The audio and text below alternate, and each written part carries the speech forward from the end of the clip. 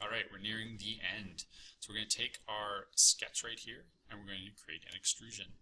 So now that we're happy with our sketch, we hit the check mark to say OK, and then we look at the sketch and we have to figure out how do we extrude it.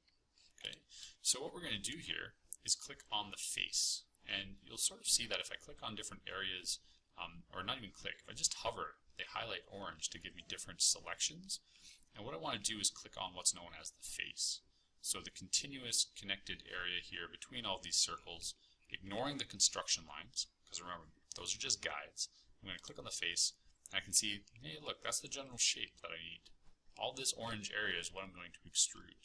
And I'm going to come up here, and I'm going to hit the extrude button, and I'm going to give it a dimension of, let's say, 2 millimeters. And I'm going to hit OK. So now I can see I have a three-dimensional shape, which is perfect. And I can rotate it, and I can see it has 3 dimensions. Everything looks quite accurate. And if I ever need to go back and change the dimensions, I can just go change the sketch, update the sketch quickly, and it'll update the extrusion, which is something I referenced earlier in the video, but I said would come back to later on in the video. Now that we actually have a sketch and a process known as the extrude, we can understand what this feature list means.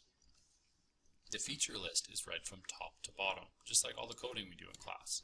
And in this case, it's going to check the sketch, it's going to update the sketch, and then it's going to do the next process in the list, which is extrude, which is handy because that means anytime I update the sketch, the extrusion will apply after. In this case, I can't simply drag the extrusion above, okay, and hope that it updates, because it has nothing to extrude. The extrusion is trying to generate a face, which is defined here, in the sketch which is coming after it. So it doesn't make a lot of sense, and that's why it gives me the warning. So if I hover over it, I see it says one missing selection. That's because there's no sketch that came before it. So I'm going to move the extrude back down. Hopefully it'll connect back up, and it did, so that's good. And that sort of gives you an idea of how important this feature list is. And when you start building more complex parts, making sure you have your features in a proper order. Maybe you're sketching on multiple planes and extruding on multiple planes, or using other tools up here. You want to make sure they're in the proper order so that they work together to give you your final shape. So that's it for this video.